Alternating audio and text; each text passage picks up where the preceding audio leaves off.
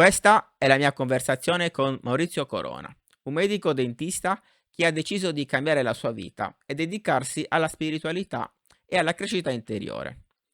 È una delle persone più colte ed informate che abbia mai conosciuto. Abbiamo parlato di diversità, accettazione, della mappa dei talenti, di spiritualità, del suo libro intitolato Due occhi color miele, di vivere nella realtà piuttosto che un'illusione, di amore e di altro. Maurizio è anche una persona splendida, con la quale mi confronto spesso e mi sento fortunato di conoscerlo e avere la possibilità di poter parlare con lui. Per quanto riguarda la registrazione, purtroppo ci sono stati dei problemi col microfono e l'audio ogni tanto salta.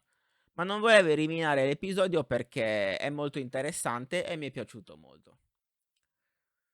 Ringrazio Edo per avermi assistito a rendere l'audio più ascoltabile e ora, miei cari, vi lascio a Maurizio. Buon ascolto. Come mai hai scelto di diventare un dentista e come mai, avendo una carriera avviata, hai deciso di cambiare lavoro? Puoi raccontarci quali sono stati i motivi che ti hanno spinto a questa scelta? Certo, molto volentieri. Allora, quando io mi sono laureato, non amavo andare in ospedale e poter lavorare in ospedale anche perché mio padre, che era medico condotto, ha fatto una vita molto sacrificata e questo l'avrei proprio voluto evitare. Avrei voluto stare con la mia famiglia, non dico il più possibile, ma certamente abbastanza, godermi i miei figli crescere, e questo mi ha portato a fare una scelta di una professione che apri, chiudi e ciao. Cioè, dopo non puoi essere chiamato a fare una guardia o cose di questo tipo, una reperibilità e via discorrendo, ma molto libero. Per me il tema della libertà è fondamentale nella mia vita, quindi tu lo sai, però insomma Certo. è assolutamente fondamentale. Allora, e questo è uno. Poi però ho sempre avuto, fin da ragazzino, dai 14 anni, io ho cominciato a leggere Freud a 13 anni, quindi chiaramente che ho trovato peraltro insoddisfacente in ciò che ho letto, però in ogni caso cioè, l'interesse c'era anche un interesse, so che mi farai questa domanda, sull'esoterismo, che è partita dai 14 anni, specialmente quello egiziano, e quindi sono un po' precoce, ecco, diciamo, sono stato un po' precoce. E quindi l'interesse forte relativamente alla parte psicologica della persona, alla parte interiore, di una coscienza interiore, questa io ce l'ho da sempre, proprio veramente da sempre. Anzi, nel mio libro, Due occhi color miele, che è un romanzo iniziatico, Parleremo di quello anche. volentieri, nella presentazione, cioè nei ringraziamenti, io ringrazio mia nonna Lillina Angela, Che salutiamo. insomma, da qualche altra parte, è morta a 94 anni, ma insomma. Quindi lei praticamente mi regalò un crocifisso quando avevo 5 anni. E non so cosa mi sia successo, non so cosa mi abbia detto lei, non me lo ricordo, sono passati più di 60 anni.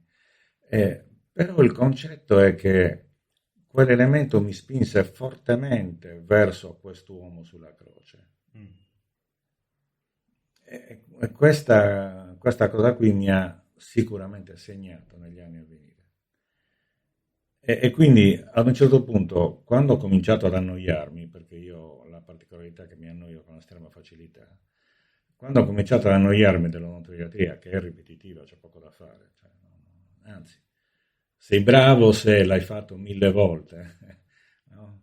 È come un po' tutta la chirurgia, ma anche Certo. lavorare il legno piuttosto che altre cose di questo tipo, la ceramica e via discorrendo. Quanta più esperienza hai, tanto più sei bravo.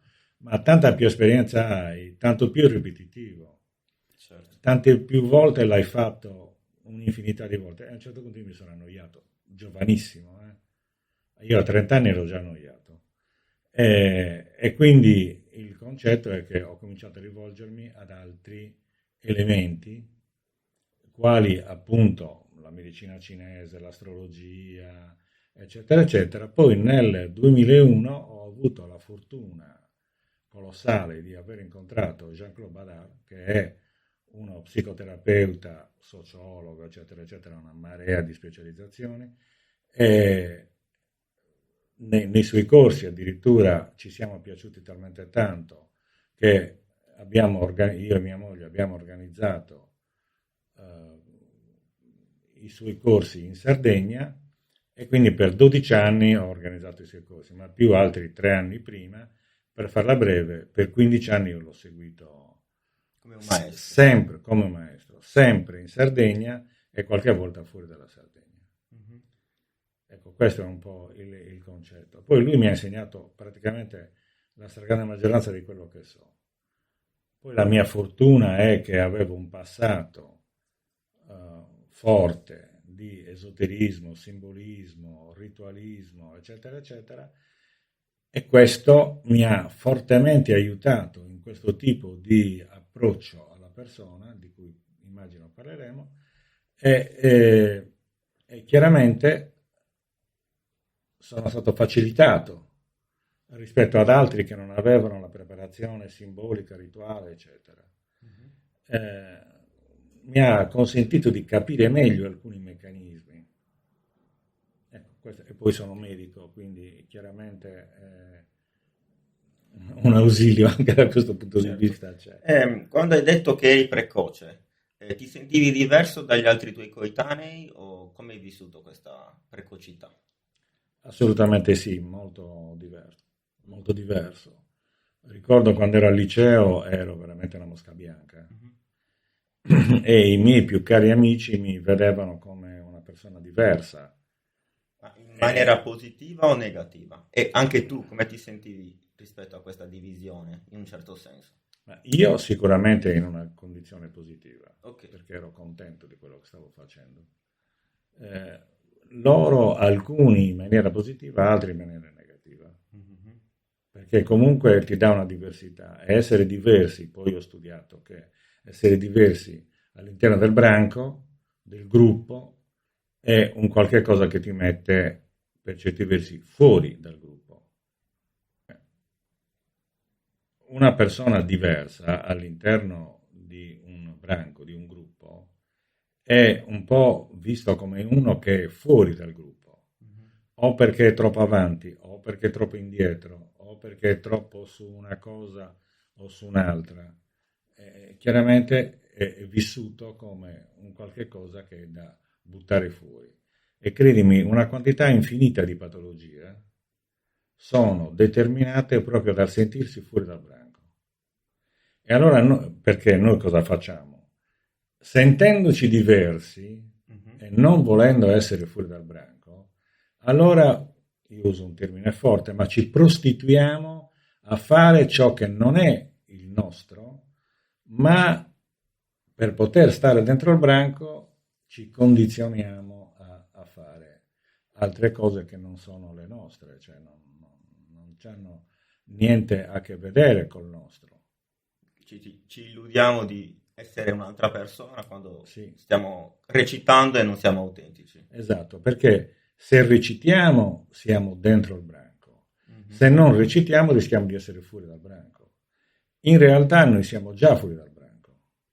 In che senso? Perché nel momento in cui io sono diverso dalla normalità, chiamiamola così, automaticamente io sono fuori dal branco. Okay. Se io mi sento diverso, sono già fuori. E comunque io non sono accettato per quello che sono, ma per quello che mostro di essere. E questo è terribile, specie quando noi lo insegniamo ai bambini, a non essere se stessi. Come tu sai, a me ultimamente è nato un nipotino, questo nipotino sarà uno tsunami, cioè uno che farà di tutto e di più, cioè farà un casino pazzesco.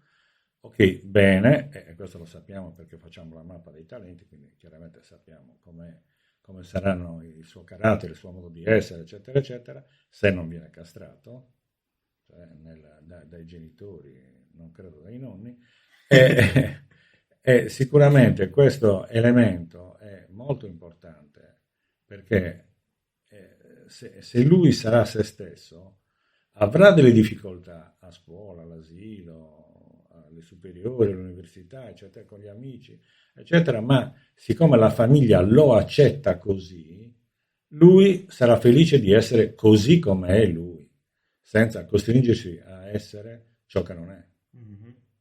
E non parlo di opinioni politiche, sociali, la Russia, non l'Ucraina, cioè, io sto parlando della vita di tutti i giorni, di quello che mangi, di come ti comporti, di quello che studi, dei film che vedi, eccetera, eccetera. Ecco, questo è. Come ci si accorge che ci piace una cosa piuttosto che l'altra? Vabbè, una ti dà soddisfazione e l'altra no. Non c'è O per meglio dire. Se io faccio una cosa che mi piace, ho soddisfazione. Se io faccio una cosa che non mi piace, ma se la faccio tu mi accetti, Ok. io ho comunque una certa soddisfazione, ma è una soddisfazione effimera, che dura un attimo. Però è anche complicato riuscire ad analizzare questa cosa e capire, ma lo sto facendo per l'altro o lo sto facendo per me? Esatto, è una domanda che bisogna porsi. Sempre ogni cosa che facciamo. Io ero nel conflitto di non riconoscimento, che vuol dire che praticamente quando facevo le conferenze, ne ho fatte circa 500, quando facevo le conferenze, le prime 200, in effetti io volevo il riconoscimento delle altre persone. Chiedevo. Quelli che ti ascoltavano, o in generale? No, okay. No, di quelli che mi ascoltavano. Chi era venuto ad ascoltare la conferenza, io cercavo di incontrare le loro esigenze, i loro desideri, i loro bisogni, eccetera, eccetera. A un certo punto, siccome mi sono voluto liberare di questo morso, di questo lupo che mi morsicava la caviglia, ok? Allora ho cominciato a pormi la domanda, ma io questo che sto dicendo durante la conferenza, questo che sto dicendo lo sto dicendo per me, perché lo penso, perché lo sento, perché ci credo, oppure per acchiappare le persone. Okay. E questo piano piano mi ha abituato a essere totalmente autentico, sincero e quindi fregarmene, tra virgolette, di quello che gli altri desiderano sentirmi dire, ma io dico quello che ritengo giusto dire.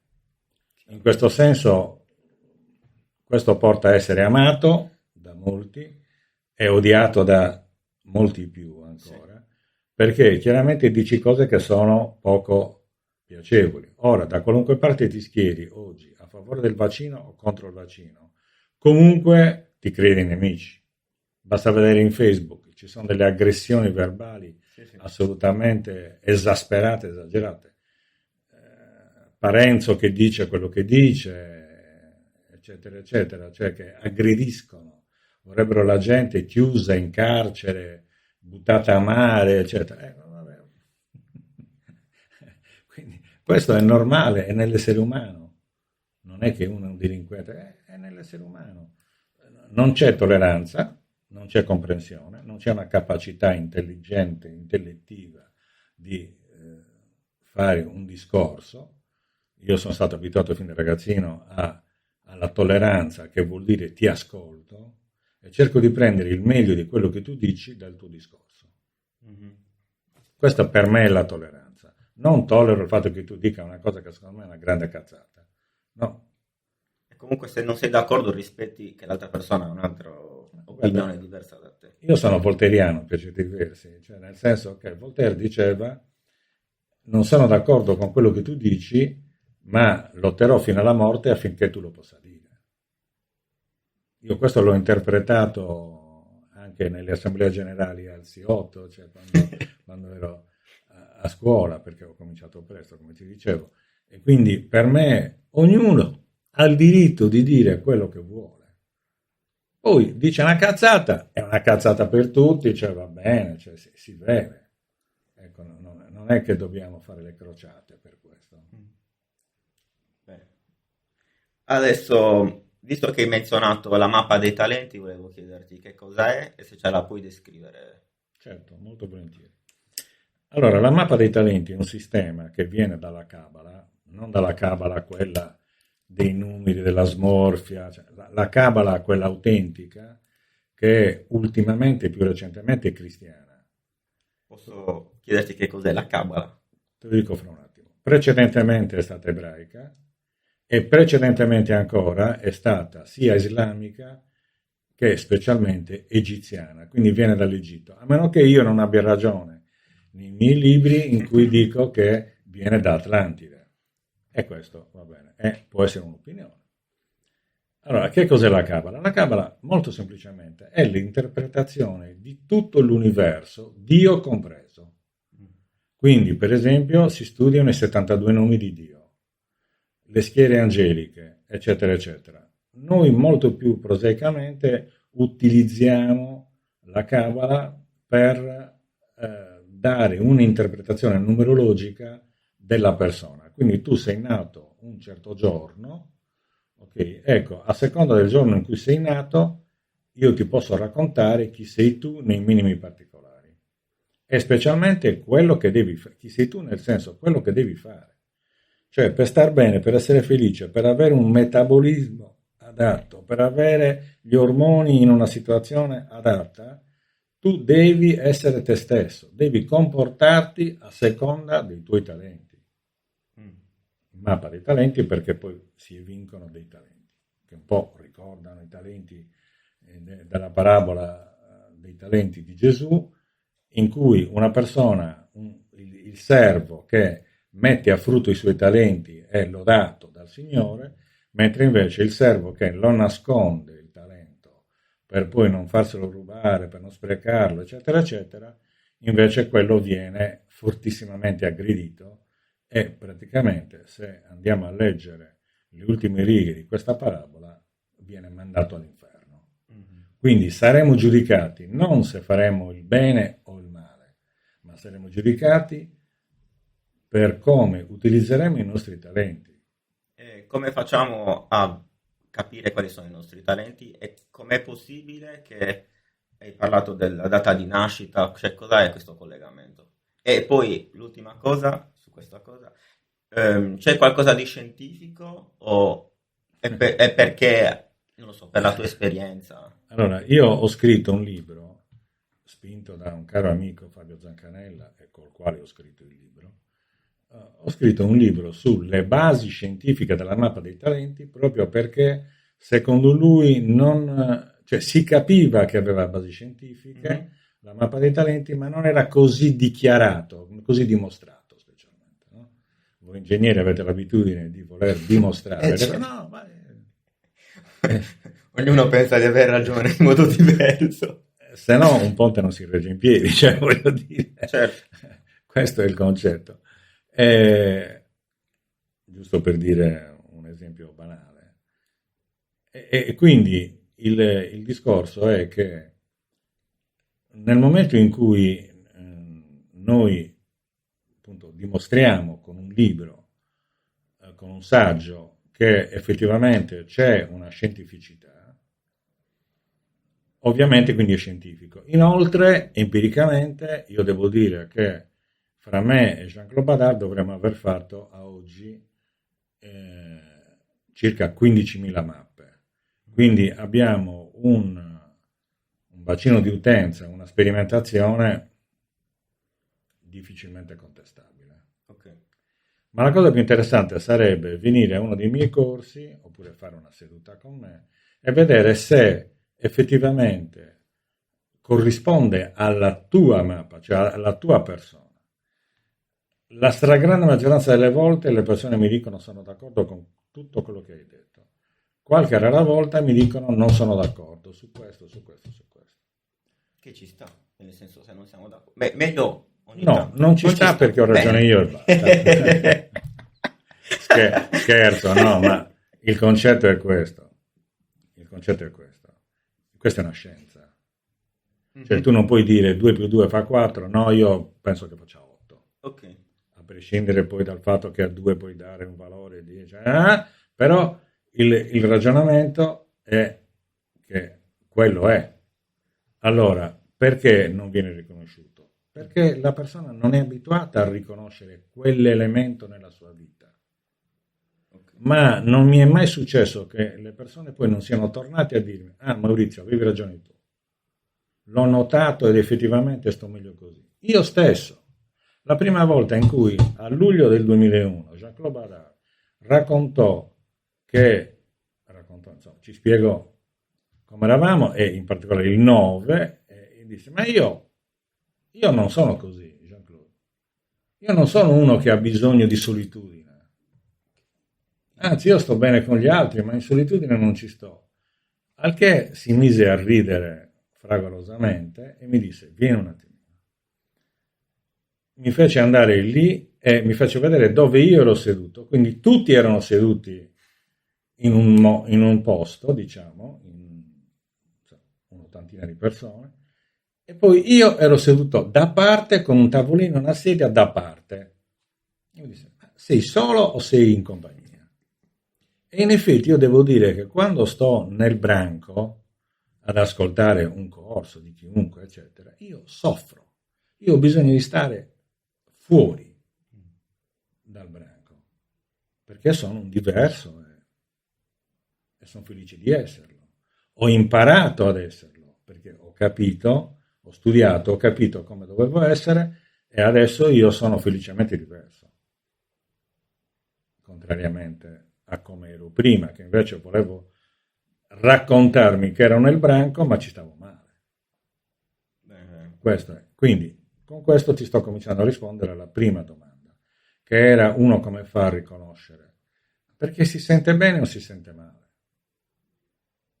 Tranne i casi in cui è estremamente in conflitto, quindi ha bisogno di stare, per esempio appunto un 9, ha bisogno di stare in gruppo perché così non si ha paura della solitudine, eccetera, eccetera. Però in effetti sono persone, i 9, che si ricaricano con la solitudine. E questo è molto importante. Cosa vuol dire essere un 9 a questo punto? Beh, essere un 9 vuol dire avere una tendenza, intanto sono 22 numeri, okay, che si possono utilizzare dall'1 al 22. Chi è 9 ha bisogno di solitudine, 1 o 2 ore al giorno, non costantemente in solitudine, però 1 o 2 ore al giorno. E quindi chiaramente, se non sta 1 o 2 ore al giorno in solitudine, poi sta male. Perché la persona che ha 9 ha bisogno, come un cellulare, di attaccarsi alla spina alla presa della corrente per ricaricarsi. Ecco, il 9 si ricarica con la solitudine, stando con se stesso. Solitudine nel senso: io sto con me, non sto con gli altri. E questo è molto importante. Come si fa a sapere se una persona è 9, 10? Bisogna conoscere la mappa. Perché o lo senti, per alcune cose sicuramente un po' tutti lo sentiamo, ma per la maggior parte delle cose non lo sappiamo. Come deve essere la nostra casa, come deve essere il nostro lavoro, come dobbiamo essere nel sociale, come dobbiamo essere nella relazione, che generalmente distruggiamo, perché non riusciamo a capire che invece dobbiamo fare una cosa che è idonea a noi. Cioè, io devo avere una relazione che va bene per me, prima di tutto, poi anche per l'altra persona, ma principalmente per me. So che in un'epoca di buonismo, di cose di questo tipo, di politicamente corretto, magari poi torturando i bambini, uccidendoli, distruggendoli, eccetera, politicamente corretto però, scusa, questo che sto dicendo può sembrare un assurdo, ma la realtà è che se io non sono felice nella relazione, neanche l'altra persona può essere felice. Se io non sono felice come mamma o come babbo, è chiaro che gli altri, come fa il mio figlio a essere felice? Mi spiego? Cioè, questo è il grande problema, che noi siamo abituati purtroppo culturalmente, dal punto di vista educativo, che sia educativo dei genitori, della famiglia, della scuola, dell'asilo o piuttosto qualunque altra cosa, noi siamo abituati a pensare come dovrebbe pensare la gente comune, il gregge, ma noi non siamo gregge. Specie noi sardi non siamo gregge, nonostante i 5 milioni di pecore che abbiamo, però noi non siamo gregge. Noi abbiamo bisogno di una solitudine, di un'indipendenza, di un'autonomia, di essere qualcosa di speciale, e siamo tutti speciali. Il problema è che generalmente rinunciamo a esserlo. E questa è la grande tragedia dell'umanità. Non è che c'è la guerra, è che la gente non se ne occupa, non prende posizione, tranne ovviamente gli eroi da tastiera, per carità, onore al merito, no, mi inchino e mi inginocchio davanti agli eroi da tastiera, però quelli che oggi la pensano in un modo e domani dicono esattamente il contrario, perché l'importante è parlare male di qualcuno. No, non funziona così. L'importante è fare delle cose. Madre Teresa di Calcutta, potete dire tutto quello che volete, ma lei ha aperto 555 centri di accoglienza. Ecco, allora, cominciamo, su Facebook ho fatto questa affermazione, comincia a fare 555 centri e poi parla male di Madre Teresa di Calcutta. Prima non te lo consento. Ecco, questo è un ragionamento. Cioè, quello che noi dobbiamo fare è fare. Poi io sono figlio, o meglio dire, nipote, dal punto di vista culturale e scientifico, di un signore, Henri Laborie, che ha inventato le neuroscienze nel 52 o 53, a marzo, e che parlava di azione. Cioè noi dobbiamo essere nell'azione. Cioè se vogliamo guarire dobbiamo essere nell'azione. Se vogliamo non ammalarci dobbiamo essere nell'azione. Costantemente nell'azione. Perché il cervello ha bisogno di azione, di fare, non di pensare. Pensare è abbastanza patologico, fare è risolutivo, quindi ci fa uscire dai conflitti. Allora, torniamo alla Kabbalah. Perché la Kabbalah? Per il semplice fatto che, oltre all'interpretazione del divino, dei suoi 72 nomi, di tutto l'universo, eccetera, eccetera, la Kabbalah, su cui ci sono decine di migliaia di testi solo in italiano, figuriamoci in inglese, ok, e abbiamo una interpretazione in particolare stretta della persona, proprio del corpo, che ha 10 sfere di influenza, come se fossero dei chakra, che sono le Sefirot. E queste 10 Sefirot sono unite da 22 sentieri, li chiama la Kabbalah, elementi, che possono essere ciascuno paragonato a un numero o una lettera. Ecco, quindi questo è un po' il concetto. E perché funziona? Terza domanda era, no? Sì. Perché funziona? Perché la data di nascita dovrebbe condizionarmi? Ma in realtà la data di nascita non mi condiziona per niente. La data di nascita mi mette nella condizione di sapere chi sono io, e il contrario. Io sono in un modo e poi verrà la mappa, cioè la data di nascita, denuncia, dichiara chi sono io. È un po' come il nome. Veniamo riconosciuti con quel nome. Non è che lo decidano. In un modo o nell'altro a qualcuno viene l'idea di chiamarmi in quel modo. Lascia perdere Maurizio, che è il mio nome, che era di mio nonno paterno e di mio bisnonno materno. Quindi chiaramente c'era un modo. Però, per esempio, nella mia famiglia, Maurizio, che significa moro, scuro, quindi relativo al chiaro, alla luce o al buio, in realtà è insieme ad un altro nome che nella mia famiglia è frequentissimo, che è Chiara. Quindi c'è il chiaro e l'oscuro. Questo è un po' il concetto. E veniamo riconosciuti come tali. E io, in effetti, il mio sito si chiama Progetto Horus, quindi il mio obiettivo, il mio modo di pormi, la mia associazione, progetto Horus, ma Horus, il dio del sole, e in particolare io chiamo, cioè come motto di progetto Horus, ho messo illumina il tuo cammino, quindi sempre la luce.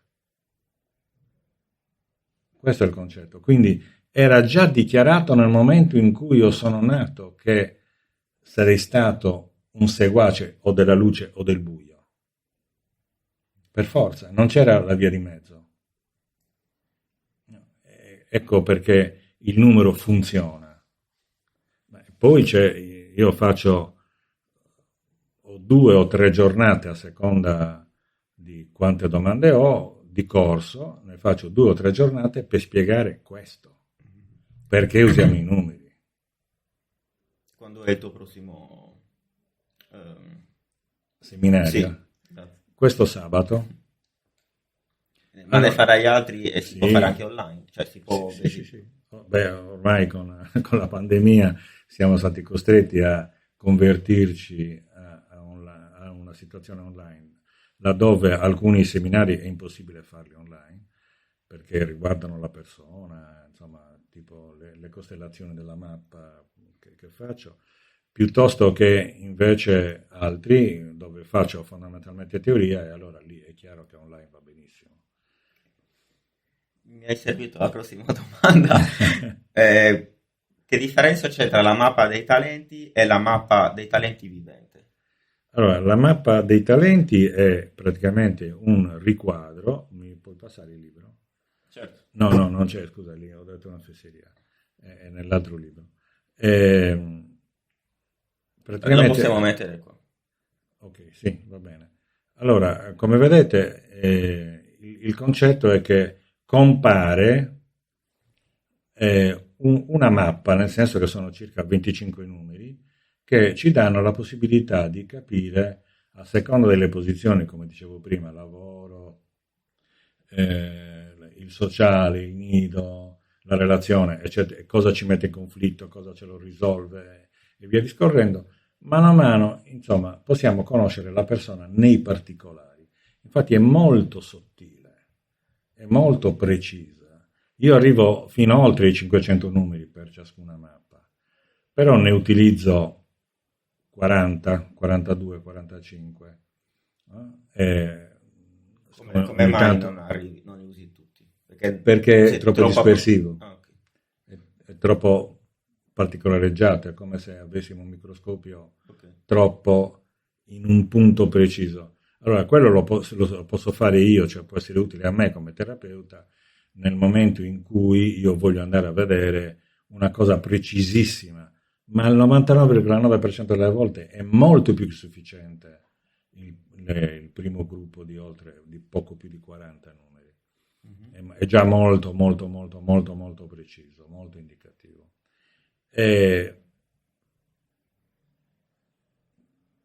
Non mi ricordo più la domanda. È la mappa dei talenti viventi. La mappa dei talenti viventi invece è la stessa identica cosa, però vissuta. È un po' come gli scacchi viventi.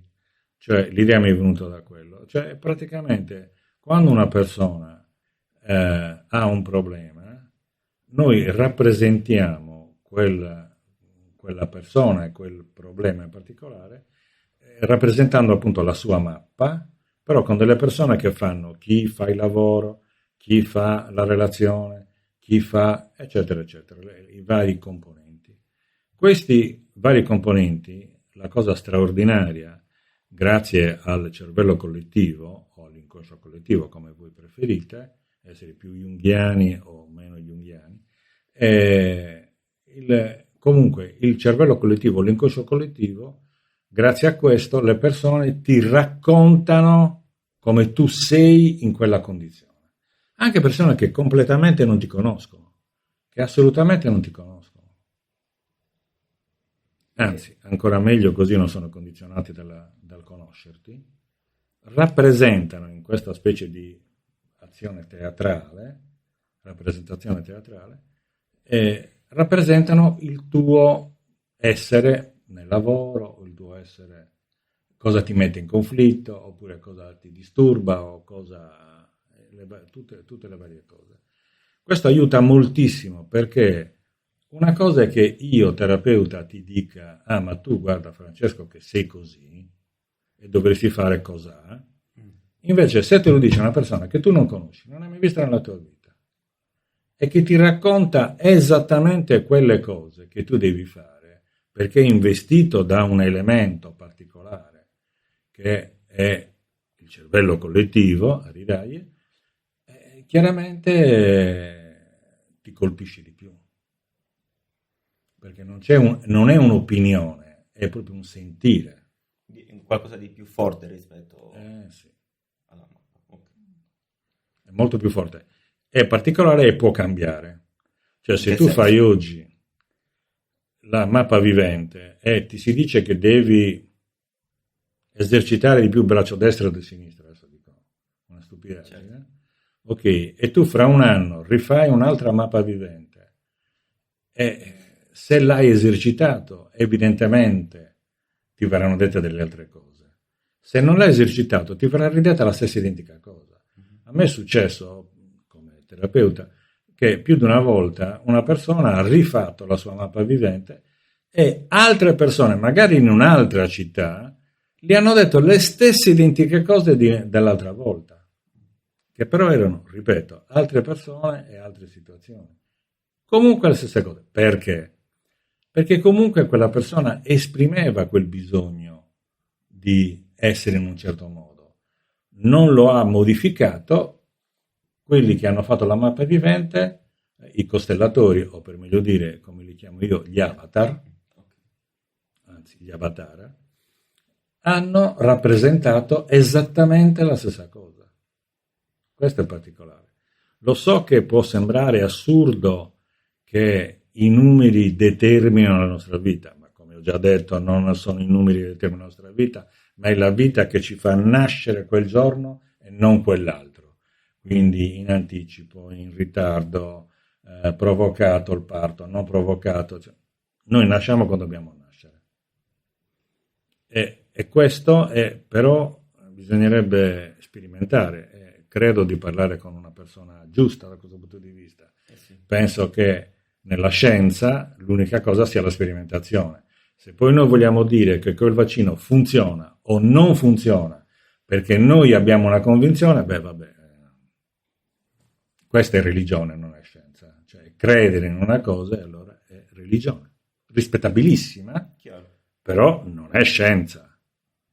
Quello che io voglio fare è invece mettere insieme spiritualità, biologia, cioè come funziona il nostro corpo, e scienza, e questo ci consente di essere veramente molto più avanzati di noi stessi se non lo facessimo.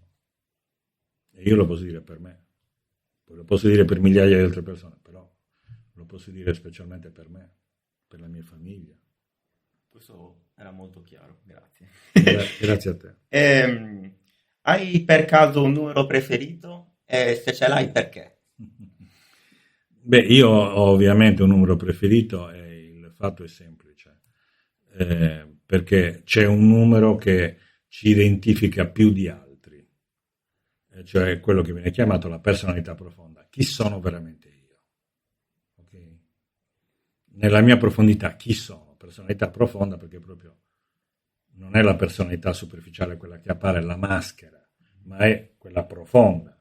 Allora, questa personalità profonda, per me è il 22, cioè per la mia persona, è il 22, e quindi sono molto legato, ma avendolo studiato e studiandolo tutti i giorni, cioè come deve essere un 22 per star bene, per essere felice, chiaramente lo conosco di più di altri numeri, lo conosco meglio, lo pratico specialmente, questo che mi dà la conoscenza maggiore, e questo mi consente di essere completamente differente da tutto e da tutti.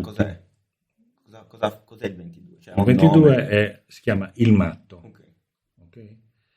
In realtà non dovrebbe avere un numero, perché dovrebbe essere lo 0, cioè totipotente, quindi può essere qualunque cosa. È un po' il jolly nelle carte, nelle 52-54 carte che ci sono per giocare, non so, a poker e quant'altro. Ecco, il jolly, pinnacolo, via discorrendo. Il jolly può essere qualunque carta. Allo stesso modo il matto può essere qualunque cosa ed è matto perché non è vincolato a un modello, ma può essere qualunque cosa, quindi è matto. Adesso che stiamo parlando spesso della Russia, per esempio c'è una tattica che si chiama Ivan il matto, che viene usata nella marina russa, e fare Ivan il matto vuol dire non seguire una linea retta cioè dovresti fare in un modo, canonicamente, invece fai in un altro modo, che non è né migliore né peggiore, è diverso, quindi non lo puoi prevedere, quindi tu non puoi sapere cosa farà quello. In una certa situazione cosa farà? Boh! Infatti per quello che danno del pazzo a Putin, Che è imprevedibile. perché è imprevedibile, ma l'imprevedibilità è data dal fatto che, a parte che ha un 22 importante, ma a prescindere da questo, è dato dal fatto che, come si fa negli scacchi, e i russi sono eccellenti scacchisti, si prendono delle situazioni in cui non dai punti di appoggio all'altro, non puoi prevedere. Negli scacchi, quelli bravi, vanno almeno 5 mosse avanti. Ok, ecco, tu non gli dai appiglio e quindi è difficile che l'altro possa fare 5 mosse avanti. Ok, questo per capire. Ma il concetto fondamentale è quello del 22, è quello che non ha modelli. Ha il modello di non avere modelli. Quindi può essere qualunque cosa, può fare qualunque cosa, in qualunque situazione, perché lui decide momento per momento, non ha un modo preimpostato, come può essere il 4 che ha delle regole rigide, ferme, okay, che bisogna fare così, che serve anche questo. Però il problema è che lui ha bisogno di fare, il matto, ha bisogno di fare delle cose al momento, cioè lo decide al momento. Quindi oggi davanti ad una situazione farà bianco, domani davanti alla stessa identica situazione farà verde. Perché? Perché è cambiato il suo modo di porsi, perché ha cambiato il suo pensiero, perché adesso ha deciso di fare così, perché gli sembra che potrebbe essere questo il modo, eccetera, eccetera, eccetera, eccetera. Ecco, questa capacità, un po' come l'acqua, di adeguarsi alle situazioni, ovviamente è non amato dalle persone, perché non puoi essere previsto. Le tue mosse non possono essere previste, non sei prevedibile.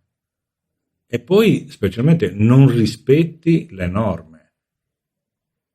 Quindi, cioè, norme in senso generale, non tanto le leggi, ma un famoso personaggio 22 era Ernesto Che Guevara, che voleva fare rivoluzione costantemente, hasta la vittoria sempre. Ecco, questo è il concetto, cioè io non mi accontento mai. È per quello che poi l'hanno fatto fuori a 38 anni, giovanissimo, medico anche lui, condivido con lui metà della mappa, quindi siamo molto simili. Insomma, mi piace molto e mi ha insegnato, la cosa più importante per me è che mi ha insegnato che non bisogna esagerare, nonostante questo sia il numero della esagerazione, il 22, però lui mi ha insegnato che c'è comunque un limite, e infatti quel limite lui l'ha travalicato e l'hanno fatto fuori, c'è poco da fare. La CIA in accordo con Fidel Castro, che sarebbero dovuti essere come il diavolo e l'acqua santa, e invece contro Che Guevara si sono messi insieme.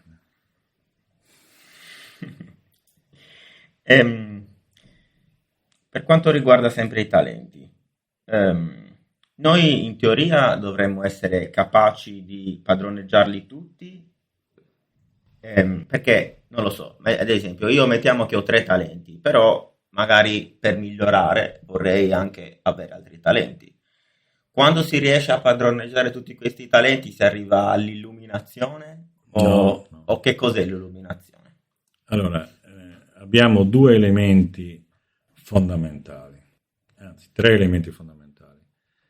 I 2 elementi che dobbiamo mettere in atto sono come funziona il nostro corpo, che è una macchina che deve essere conosciuta e rispettata, cioè, le cui esigenze, io faccio sempre l'esempio, se sei un diesel non puoi mettere benzina, e se sei un benzina non puoi mettere diesel, non c'è questione.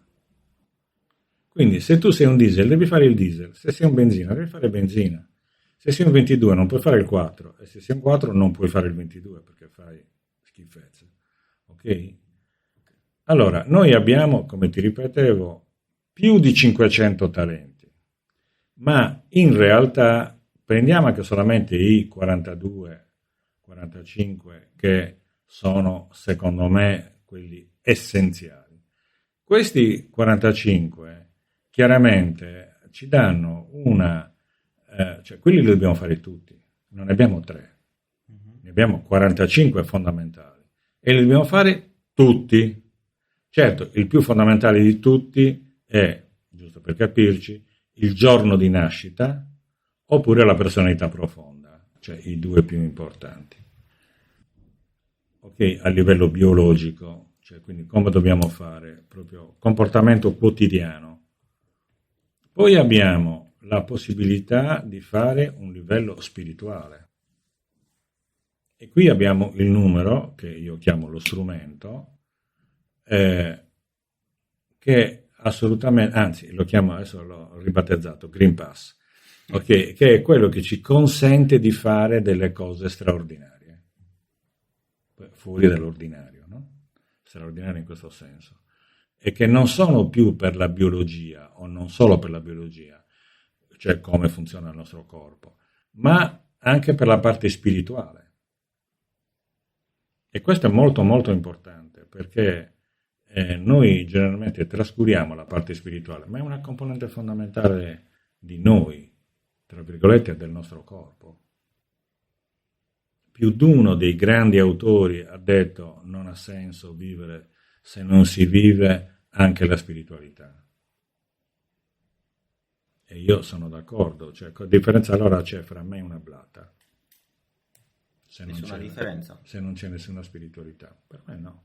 Solo noi abbiamo un po' più di mentale, molto più di mentale, che è il terzo elemento, che generalmente è un freno, perché il mentale ci dà delle opinioni, dei modelli che spesso non sono nostri, perché se fossero nostri sarebbe perfetto.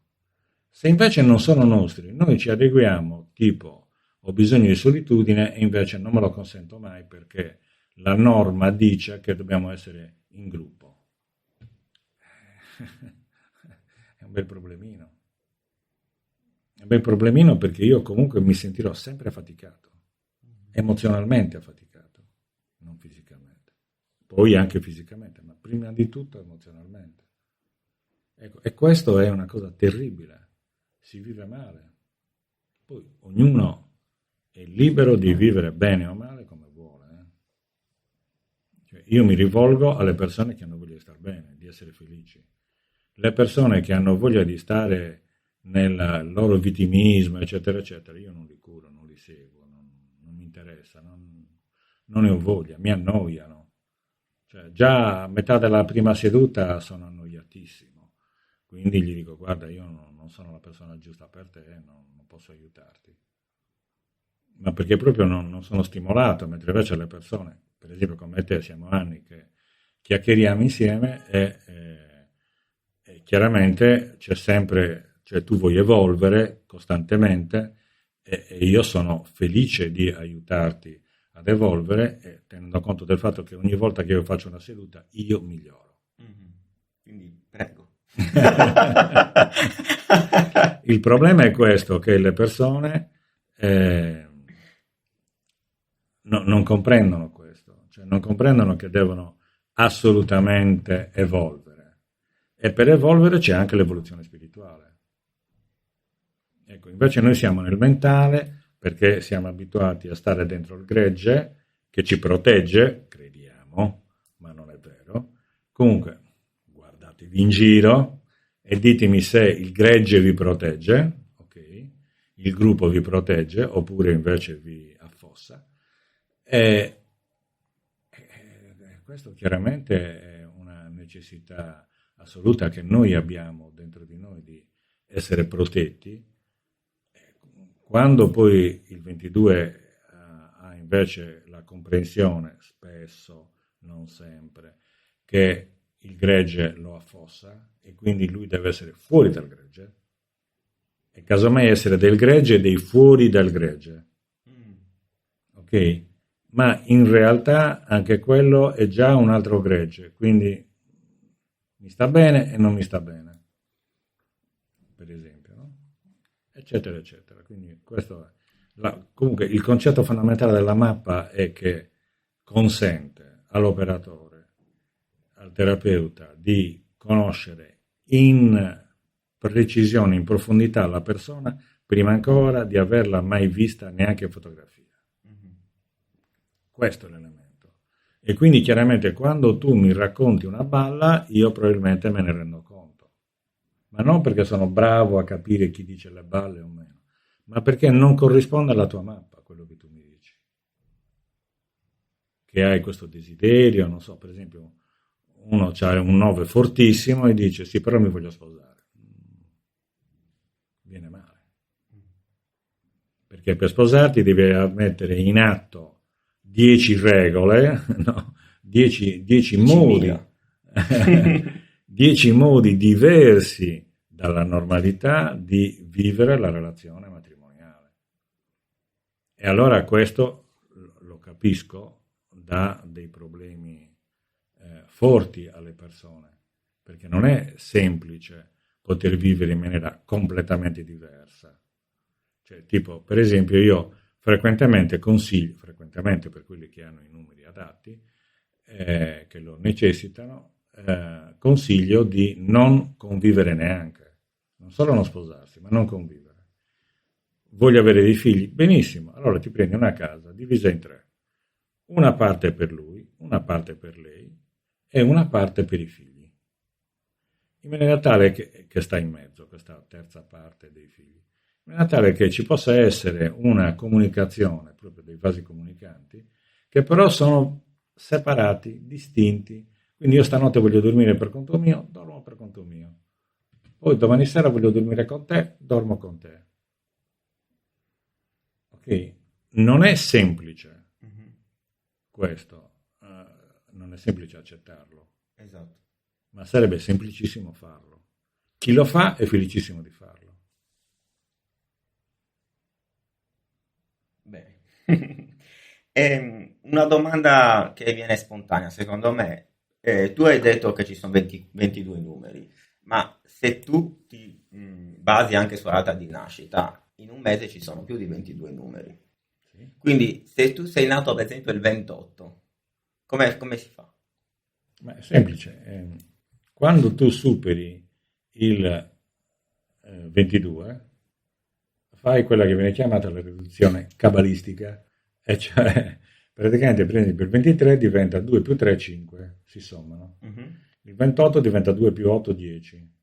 Il 31, 3 più 1, 4, eccetera. Ma allora anche l'anno, in che anno sei nato tu?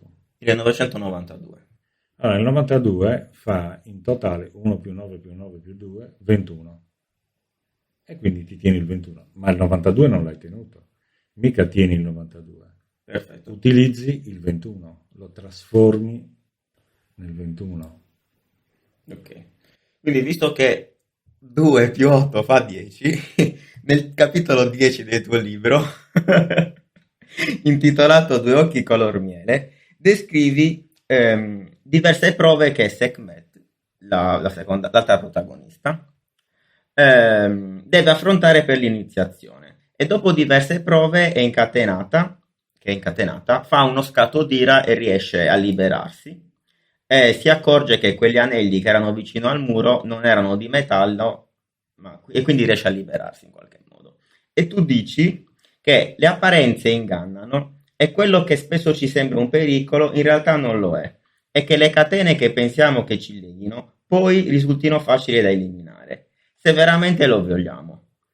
Io l'ho interpretato che ogni tanto pensiamo di vivere cioè di vivere un qualcosa, ma in realtà è un'illusione. Ogni tanto. Sì.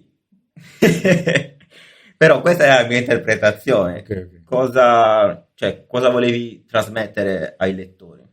Ma quello che Che diceva... consiglio di leggere il libro, tra l'altro. Sì, lo consiglio anche io. Assolutamente è quello che diceva anche il Buddha, quando diceva che noi siamo chiusi in una gabbia dorata, elemento in cui lui ha vissuto, perché in quanto principe lui viveva in una atmosfera, in una situazione dorata, dove non c'erano malati, anziani che venivano allontanati dal padre. Ok, quando diventavano anziani o malati venivano allontanati affinché lui non li vedesse. Poi lui a un certo punto, un giorno uscendo era in carrozza e ha cominciato a vedere non ai lati della strada, ma nei vicoli ha visto gente che magari aveva il bastone, la stampella, eccetera, e ha cominciato a vedere la sofferenza e di quello si è occupato per tutta la vita.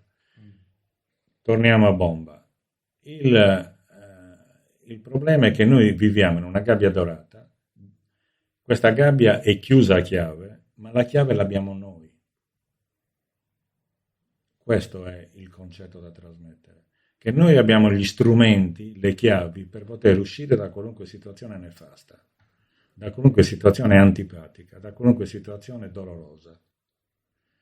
E per di più io personalmente, che sono, come avrete capito, uno spiritualista, ritengo che non esista la possibilità che ci arrivi un qualcosa di negativo.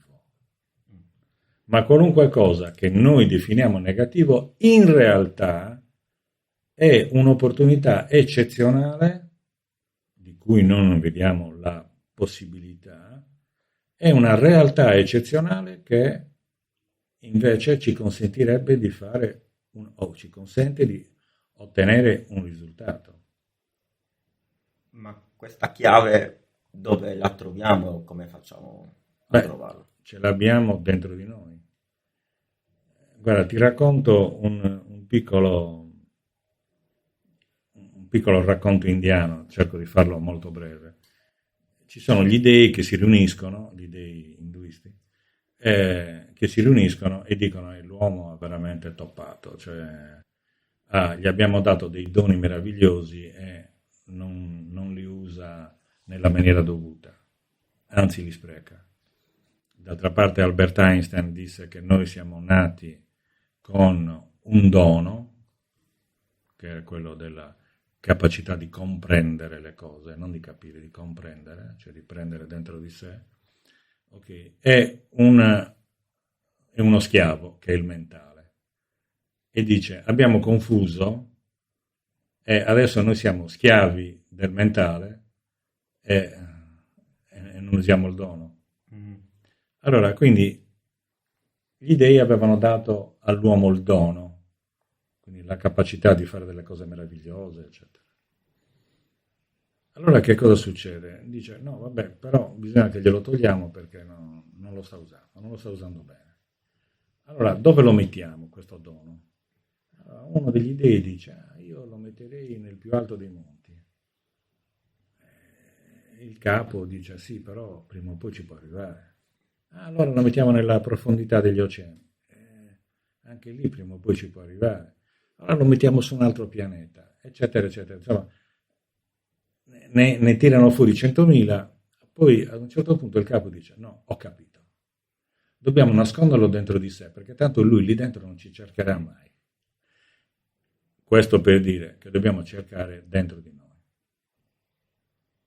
Quindi dobbiamo stare attenti alle nostre voci interiori o alla nostra voce interiore, a quello che ci dice una vocina dentro che dice guarda, fai questo, fai quest'altro, mangia questo, non mangiare quest'altro, eccetera.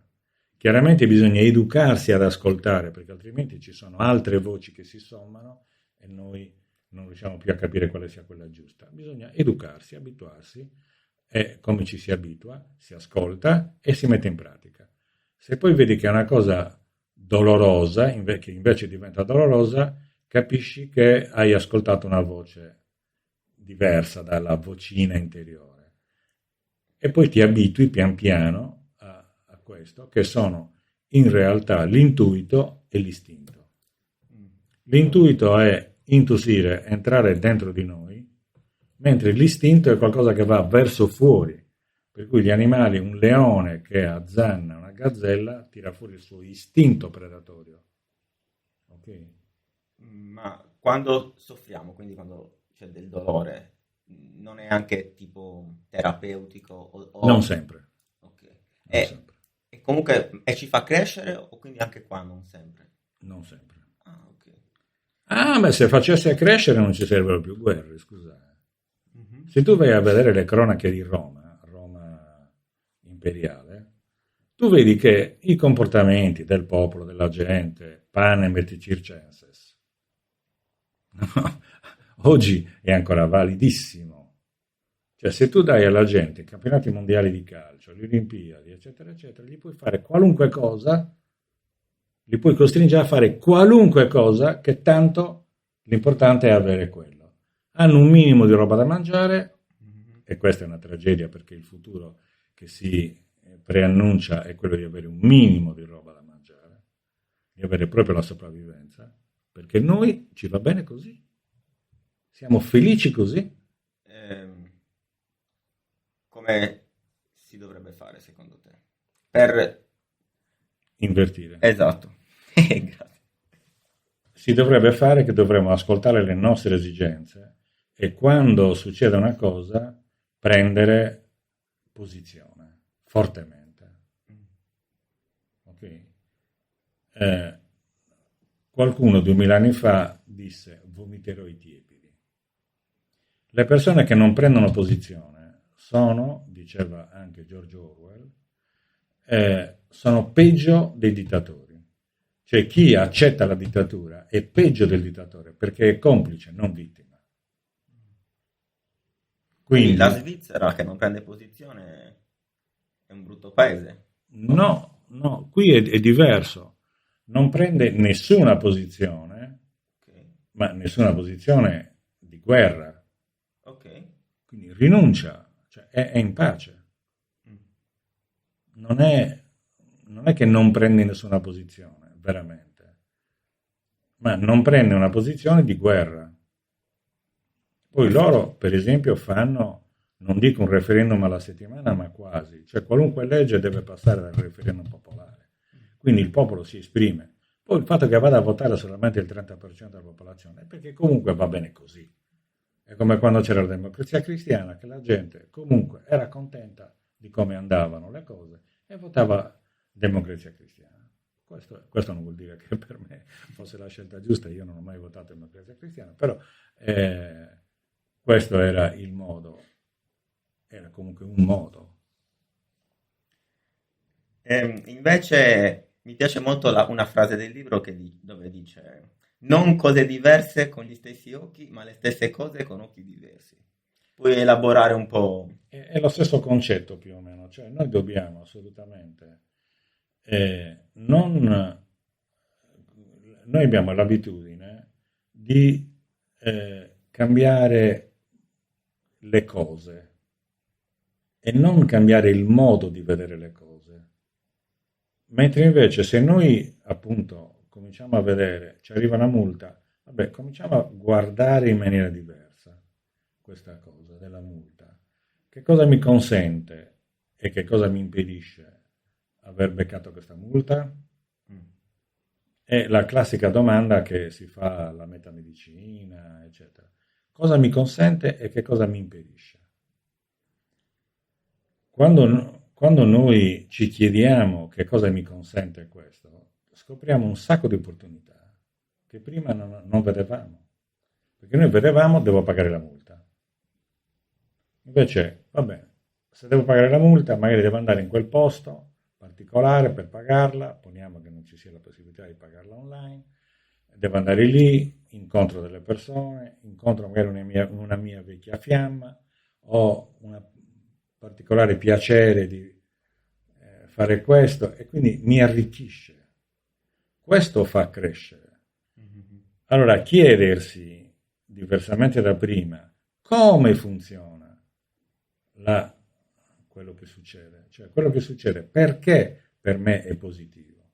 Ti ripeto, io sono uno spiritualista, quindi per me qualunque cosa me la manda il divino, diciamo. Ok? Allora, se me la manda il divino, non può essere una cosa brutta. Deve per forza essere una cosa bella. Per forza. E allora io cerco di trovare la cosa bella, che molti dicono no, ma non è possibile, eppure sì. E trovare la cosa bella all'interno della cosa apparentemente brutta ti stimola ad evoluzione, e questo quindi le persone crescono. Questo è il vedere le cose in maniera differente, più che con occhi differenti. Cioè non le cose, non cose diverse, ma le stesse cose con occhi diversi. Siamo noi che dobbiamo cambiare il punto di vista. Tornando un attimo alla tua carriera, l'ho persa un attimo. Ok, sappiamo che sei molto impegnato, che ci hai detto prima, infatti, Sappiamo? che sei molto impegnato, no? E che fai dei convegni in tutta l'Italia. Io in questo periodo sto dedicando molto tempo al lavoro e non mi sto divertendo tanto. Quindi volevo chiederti come tu fai ad equilibrare il divertimento e il lavoro? Tu sai che io sono assolutamente convinto del fatto che noi dobbiamo divertirci, perché il cervello ha bisogno di studiare o lavorare e divertimento. Se non si diverte, dopo un po' si annoia a fare il lavoro, per quanto bello, piacevole possa essere, giusto per quella persona, però se poi è noioso, dopo scema e diventa sempre più tendenzialmente depressivo. Non solo il lavoro, ma anche la persona. E quindi chiaramente sta male. Ma dov'è questa sbarra dove dici, non lo so. No, è che devi dedicare alcune ore al divertimento e alcune ore o un po' di più al lavoro. Cioè, una cosa sono i doveri, gli obblighi, ok, va bene farli a condizione che poi ci sia anche divertimento, e cioè che ci sia libero passaggio di fare ciò che uno desidera. Quindi io, per esempio, contrariamente a molti genitori, ritengo che mezz'ora, un'ora di videogames anche per un bambino piccolo possa andare bene, purché poi faccia quello che deve fare nelle altre ore. Ma prima il dovere e poi il piacere, oppure non sei No. d'accordo? No, prima il dovere e poi il piacere no, tutti e due. Quindi se un giorno voglio divertirmi prima e poi lavorare, non è che ci sia una legge che Why mi not? dice. Why not? Guarda, qua a Cagliari, c'era a Cagliari, adesso è a Pula, il CRS4, che è un sistema di studio, di progettazione anche ingegneristica, per esempio ingegneria della chimica, cioè studiare come poter ottenere con minor costo per le aziende farmaceutiche una molecola piuttosto che un'altra. Allora lì le persone avevano la libertà, e io l'ho trovato eccezionalmente intelligente, avevano la libertà di fare le loro 8 ore, o per meglio dire le loro 40 ore settimanali, nel momento che ritenevano più opportuno. Cioè se loro volevano andare alle 2 del mattino a lavorare e stare lì 6 ore e fare, perché quello era il loro modo di essere, anche dal punto di vista dei ritmi circadiani, cioè dell'orologio biologico, perché no? Quindi andavano a quell'ora, poi magari ritornavano dalle 5 del pomeriggio alle 7, per dire, Certo. facevano quello che volevano. Ecco, questo è il modo più creativo che tu hai. E creativo è più avanzato di divertirsi, perché loro si divertivano creando a lavoro. Ok? Ok. Però comunque c'è bisogno di divertirsi in maniera anche stupida, sciocca. Certo. Ok? però c'è bisogno di dare un po' di tranquillità al cervello, non c'è bisogno di stare solo sul dovere. Prima il dovere e poi il piacere vuol dire che se hai tempo fai anche il piacere, se no fai solo il dovere. No. Il piacere è un dovere. Questo è il concetto che dobbiamo esprimere. Quindi all'interno della giornata tu devi avere il tempo per divertirti e il tempo per impegnarti, studiare, lavorare, eccetera.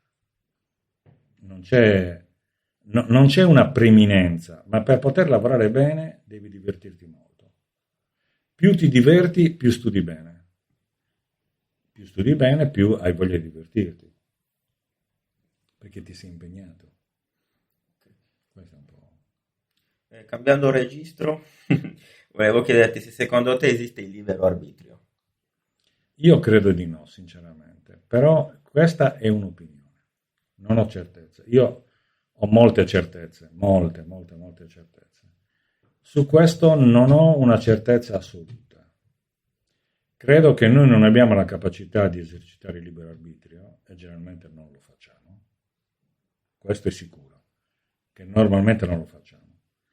Abbiamo, per esempio, un libero arbitrio nella possibilità di decidere se cambiare la nostra vita evolvendola oppure rimanere bloccati nei modelli che abbiamo imparato fin da bambini. Cioè c'è un'età, 20 anni, 16 anni, 40 anni, 60 anni, in cui uno dice basta, cambio registro. Veramente, come hai detto tu, cambio registro.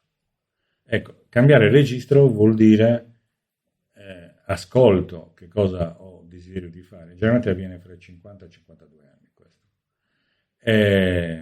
Più facilmente di altri. Cioè, io ho cominciato da ragazzino, però è una cosa particolare, speciale, mia moglie pure, i miei figli anche, però eravamo inseriti in una situazione, siamo inseriti in una situazione differente dalla nostra. Ma normalmente le persone a 50-52 anni si guardano indietro e dicono sì, ma questa vita mi soddisfa o non mi soddisfa? E allora dicono no, allora bisogna che cambi registro. Ok, questo è un po' il sistema. Invece, hai speranza per il futuro? E in che mondo vorresti che i tuoi figli e i nipoti vivrebbero? Certo. Allora, guarda, io ho speranza per il futuro, sì. Diciamo, usando un termine antipatico, che siamo nella merda? Sì, ma non è che Roma fosse meglio, non è che il Medioevo fosse meglio. Cioè, qualunque civiltà ha avuto degli up and down, no? Dei momenti d'oro e dei momenti di ferro. Come una sinusoide. Esatto. E ecco, noi la cosa interessante è che sappiamo, e qui viene un altro pezzo di speranza, noi sappiamo che dopo un periodo di ferro viene un periodo d'oro. Chiaramente tu diresti, ma con i politici che abbiamo, con le persone che abbiamo, mi sembra impossibile questo. No, sarà così di sicuro, perché questa è stata la storia. Allora, chi ha studiato la storia, in particolare della Grecia e di Roma, sa benissimo che dopo un periodo fatto in un certo modo, poi abbiamo una discesa, poi una risalita, poi una ridiscesa, eccetera, eccetera. C'è poco da fare. Sono curve che l'umanità incontra. Guarda, l'impero cinese sarebbe mai potuto pensabile, in qualche modo, potuto essere pensabile che sarebbe crollato, poi si è dissolto, si è proprio dissolto, così come Roma si è dissolta. Dall'interno è implosa, non è stata aggredita, è proprio implosa. Il grande impero egiziano, che è durato circa 10.000 anni, secondo me, secondo alcuni storici, è imploso improvvisamente, cioè nel giro di un paio di secoli, tant'è che dall'800 avanti Cristo i faraoni erano greci, non erano egiziani. Perché la Grecia conquistò l'Egitto e la dominò. Cleopatra era egiziana, era una delle pochissime faraone che comunque della casa reale, che parlasse anche l'egiziano. Gli altri parlavano solo il greco, perché erano greci di provenienza. Quindi io ho speranza assolutamente. Poi non parlo di un politico, Speranza, parlo della speranza. Salutiamo Speranza. Prego? Lo salutiamo Speranza. No. Ok. No. Non ho interesse. Lui mi saluta, no, e neanche io. Allora, scherzo. Tu lo sai che mi piace giocare, no? Il folle. Questo è un primo elemento. In secondo luogo, non credo che chi è vissuto fra il 40 e il 45 sia stato felicissimo, ha avuto un momento di grande gioia, eccetera, eccetera. Ma neanche anche prima, perché già a marzo del 32, se non ricordo male, Adolf Hitler salì al potere e nel giro di una settimana fece il primo campo di concentramento. Non si dice mai, perché poi, se no, poi potrebbe essere comprensibile che tutti sapevano che avrebbe fatto e che stava facendo e che stava realizzando il genocidio già da allora. Però bisogna che noi ci prendiamo le responsabilità di quello che facciamo. No? Cioè, aver fatto degli errori, specie nel Nord Africa, ha portato a ISIS esplosa all'ennesima potenza. L'abbiamo sbagliato noi, dobbiamo capire per non rifarlo. Principalmente, non per dare colpa di quello e di quell'altro, però almeno per non rifarlo.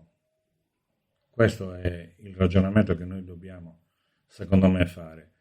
Quindi io credo che ci siano stati dei momenti più brutti, dei momenti più belli, ma comunque all'interno di una vita di 60, 70, 80 anni passi diversi momenti belli e diversi momenti brutti.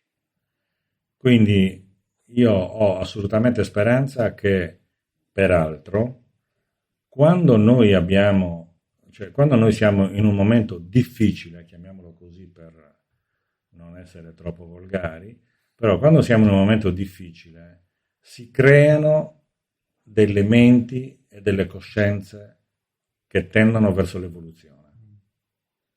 Quindi, per quanto questo noi lo riteniamo, e io lo ritengo, un momento molto brutto, è al tempo stesso un momento in cui cresce il desiderio di evolvere. E per me la cosa più importante che ha l'umanità è il desiderio di evolvere. Quello che veramente lo distingue dagli animali, dalle bestie, non è come ha detto qualche politico ultimamente, cioè voglio dire, lasciamo perdere, ok? Ma è invece una cosa importante che è la tendenza all'evoluzione. Noi sappiamo evolvere, cioè abbiamo la potenzialità di evolvere e abbiamo la potenzialità di utilizzare l'evoluzione per diventare veramente migliori. Questo sì, per avere un'umanità più condivisa, migliore. E io sono convinto che sia il Covid, nonostante ritenga che dietro ci siano tante balle, non solo, però anche io ho avuto il Covid, quindi voglio dire, so benissimo che non è una falsità il Covid, però al tempo stesso molte cose sono delle falsità che sono incomprensibili. Una per tutte, che uno debba avere il Green Pass per fare lo smart working, cioè lavorare da casa al computer senza vedere nessuno, sinceramente io non sono abbastanza dotato di intelligenza per capirlo. E quindi dietro ci sono tantissimi errori.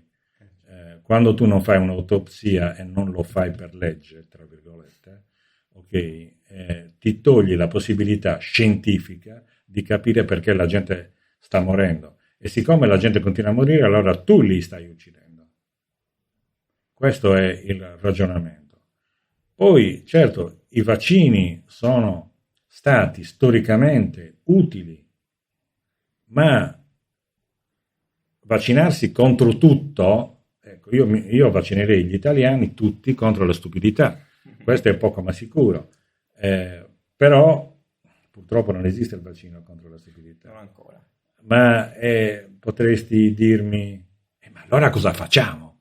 Dobbiamo farlo perché comunque non ci abbiamo alternative. No, ma se non funziona, cosa me ne faccio io del vaccino per la stupidità? Giusto? Giusto. E quindi lo so che non è sempre condivisibile quello che dico, però io lo condivido. Che consiglio daresti ai ragazzi delle scuole superiori e università per avere una vita emozionante e senza rimpianti? Guarda, prima di tutto fare la mappa dei talenti, con serietà e con impegno, e cercare di metterla in pratica.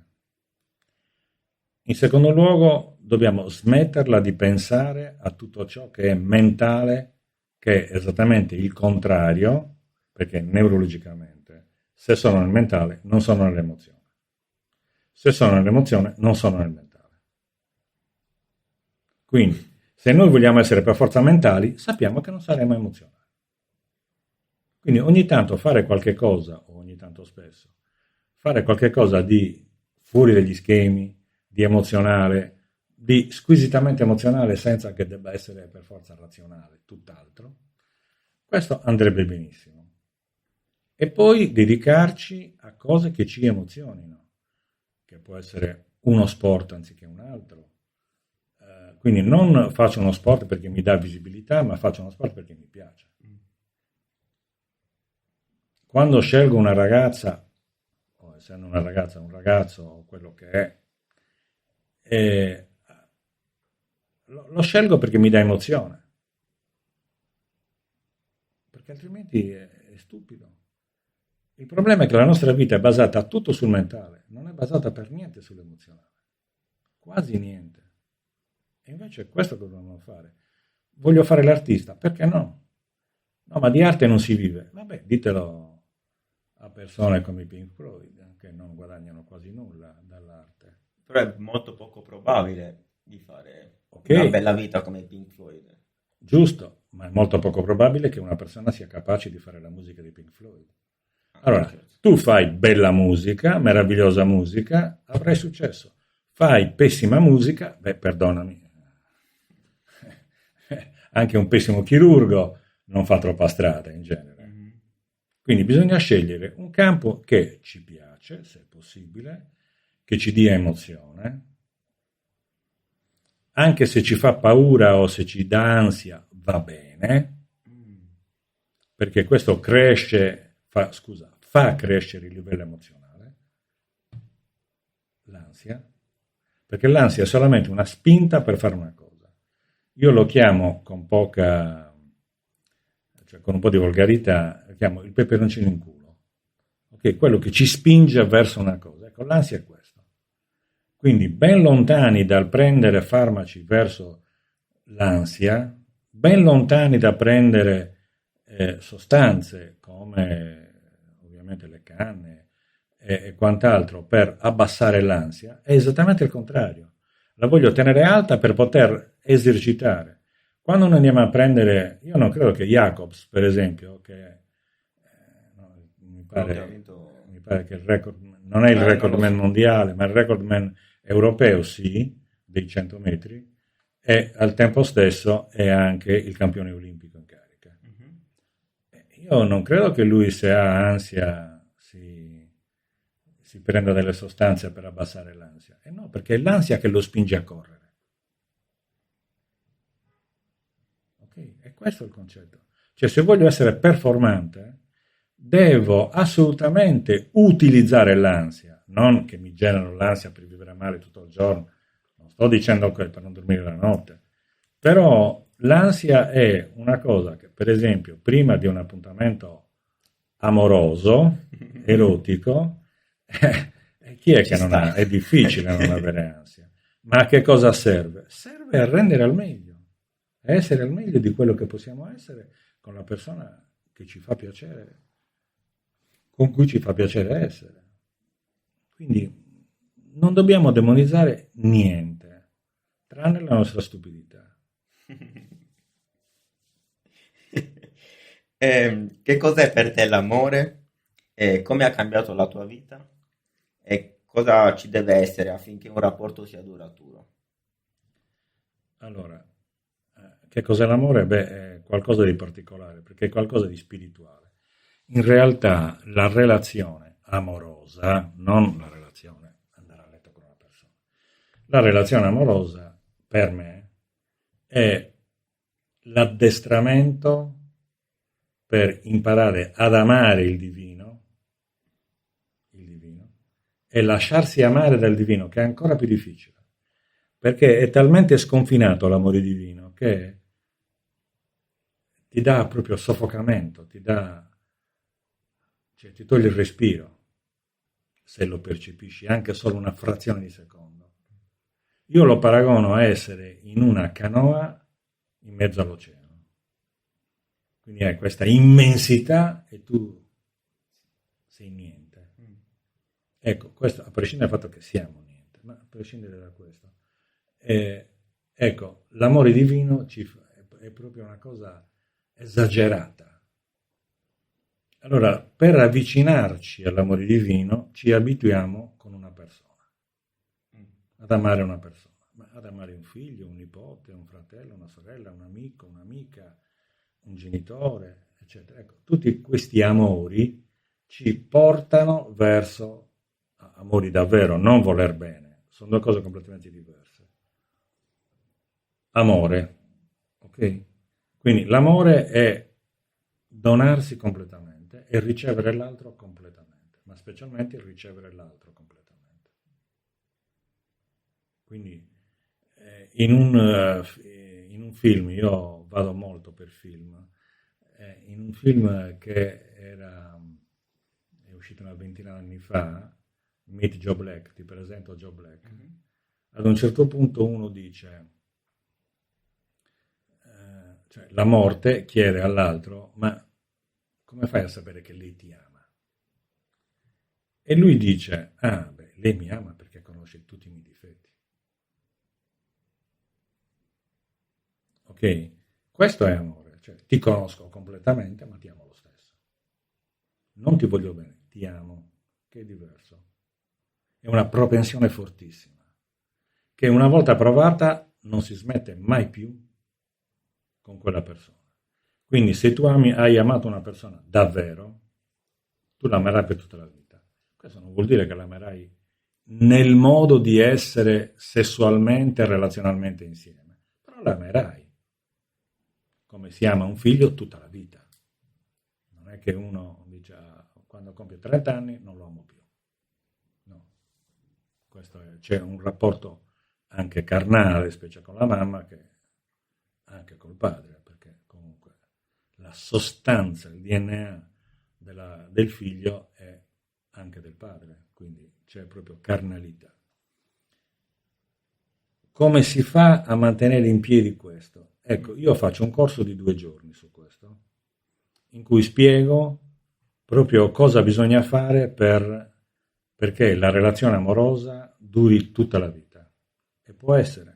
Quante volte abbiamo visto, non molte, però quante volte abbiamo visto persone anziane che si tengono, non anziane della mia età, anziane 80 anni, 85 anni, che si tengono per mano, che passeggiano, proprio che sono felici di stare insieme, con 1000 difetti ciascuno, ma si amano, conoscendo i difetti e accettandoli, conoscendoli e accettandoli. Ci sono alcune cose molto importanti che devono essere fatte e che sono contro il pensare comune, e che sono, per esempio, la mancanza, cioè l'altro mi deve mancare. L'incertezza non l'ho veramente acchiappata questa persona al 100%. Ha una sua entità, tu che sei un 21 nell'anno di nascita, hai bisogno di essere autonomo. E quindi non potrai mai essere acchiappato se non rinunci alla tua libertà. E poi ci vuole un po' di sorpresa, ogni tanto un po' di sorpresa. Quindi la persona si aspetta una cosa e ne fai un'altra. Quindi, anche in negativo? Anche in negativo. Okay. Certo, fare una cosa apposta in negativo. Però diciamo che devi dare non tutti i punti d'appoggio possibili. Qualcheduno glielo devi togliere, non lo deve avere. Mi avevi chiesto prima se tramite la libertà, mi sembra, si arriva poi alla illuminazione. Quando siamo capaci di utilizzare tutti i talenti. Allora, se noi siamo capaci di usare tutti i talenti a livello fisico, avremo un benessere fisico e casomai psicologico, per esempio. Mentre invece, per avere un benessere spirituale, occorre essere in pace. E per essere in pace è molto semplice, bisogna non giudicare nessuno, non odiare nessuno, ma neanche se stessi, eccetera, eccetera. Ecco, fare cose di questo tipo. In più, perché la spiritualità è sempre di più, in più cercare di percorrere una via, cioè un percorso nella propria vita di vicinanza al divino, che è la spiritualità. Ok? Quindi, se noi siamo vicini al divino, possiamo assolutamente percorrere la spiritualità, altrimenti non ce n'è. Non mi interessa, va bene.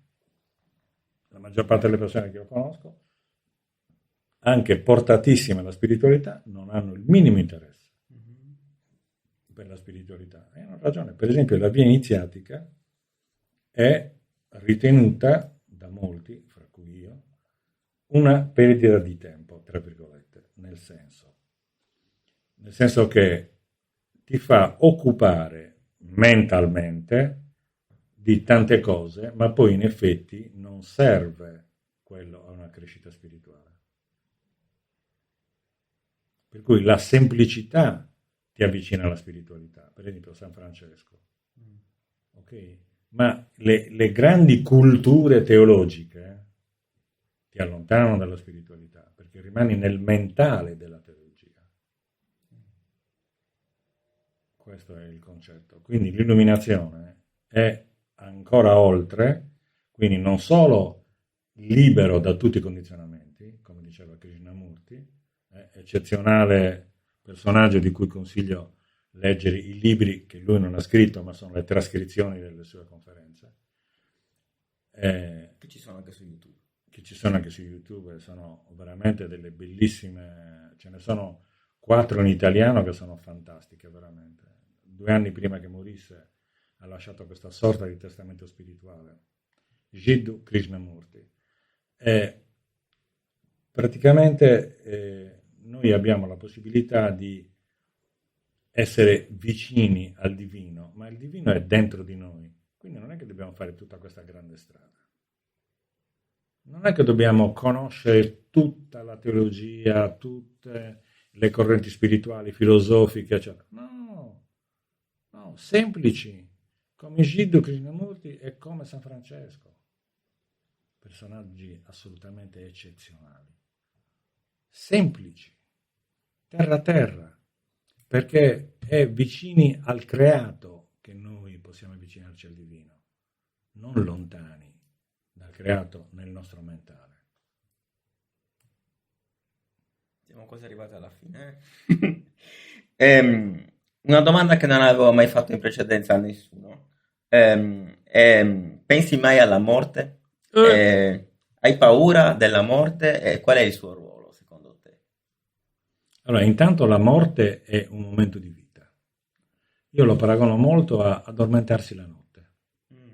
Mi addormento e l'indomani mi sveglio e diciamo che per quel che riguarda il percorso della vita, nasco, muoio, quindi mi addormento, mi risveglio in un altro corpo e continuo. Ma una parte di me sarà lì in quel corpo. Quella parte è la coscienza dell'anima, non è l'anima, è la coscienza dell'anima. L'inconscio, il vero inconscio. Allora, questo determina il fatto che io poi posso addormentarmi, svegliarmi, perché è una evoluzione. Quindi evolvo sempre, quindi non torno e mi reincarno in una formica, per dire che le formiche sono animali intelligentissimi, però non hanno la coscienza che ha l'essere umano. E questo è il concetto, cioè noi dobbiamo assolutamente comprendere questo concetto, che intanto la morte non moriamo, perché muore il corpo, muore il mentale, per fortuna, però in realtà muore una parte esteriore. Rumi, un grande mistico del 1200, coevo di San Francesco, non so se si siano incontrati, credo di sì, a Gerusalemme o in zona, e Rumi diceva: noi siamo un'anima che ha un vestito che è il nostro corpo, è il nostro mentale. Ecco, cerchiamo chi anima quel vestito, ok? Cioè chi veste quel vestito, quindi la parte interiore. Ma Rumi è come San Francesco, cioè siamo al top del top. E quindi questo è un po' il senso della morte. Allora, io ho avuto un'esperienza, sono stato molto male, molto vicino alla morte, quando ho avuto il Covid. La fortuna ha voluto che, diciamo la fortuna, insomma, che a parte le prime ore in cui dicevo, ma insomma, mi dimettono o non mi dimettono? Ero in ospedale. E dopo qualche ora, quando mi sono svegliato domani mattina, mi sono cominciato a chiedere perché mi è successo, come mai, non perché, ma perché mi hai mandato, no, perché mi è successo, cioè io cosa ho fatto perché mi venisse questo, perché ho bisogno di ammalarmi così, perché ho avuto bisogno di ammalarmi così. E lì ho avuto la percezione, anche da medico, che vivevo in una certa gravità, cioè io rischiavo la vita assolutamente. Non ero l'unico che lo pensassi, anche tutti i medici intorno a me pensavano la stessa identica cosa. E quindi ho cominciato a lavorare perché che cosa ho sbagliato affinché il mio corpo abbia bisogno di rischiare di morire o di morire. Ma credimi, può sembrare assurdo, non avevo la minima paura, anche perché non ero giovanissimo, no? 65 anni. Quindi chiaramente la mia vita io l'ho vissuta e sono felice di quello che ho fatto. Sono riuscito anche a scrivere un libro importante che per me era sostanziale scrivere ormai da decenni, quindi potevo morire tranquillamente, non c'erano problemi per me.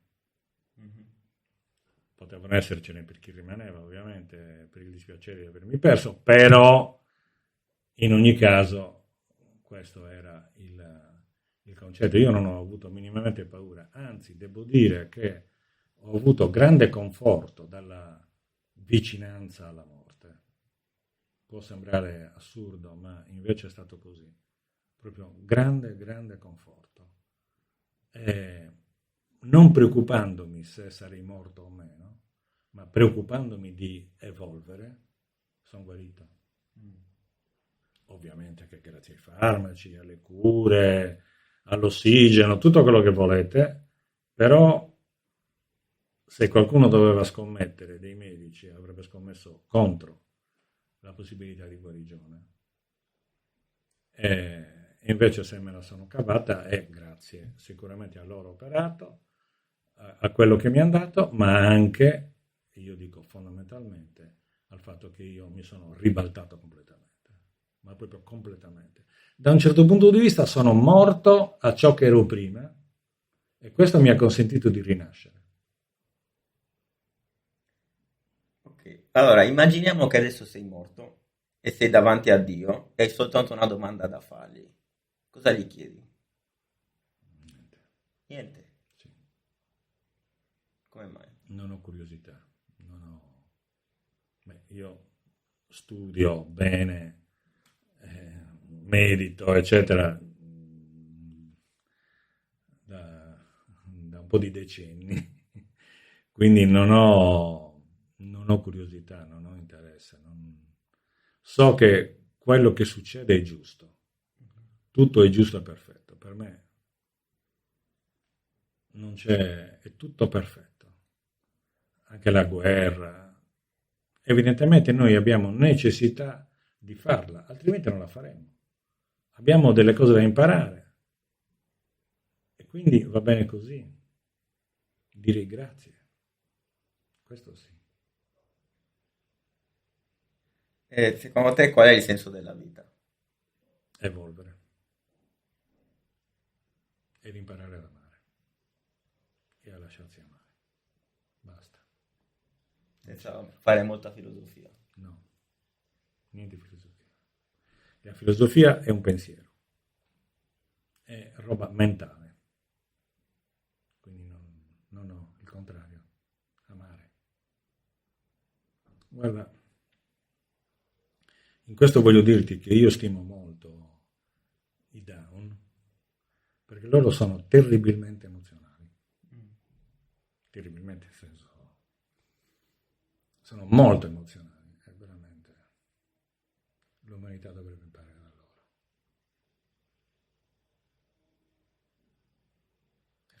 loro. Grazie per il tuo tempo. Grazie a te. Grazie per essere arrivati fin qui e come direbbe Maurizio, illuminate il vostro cammino.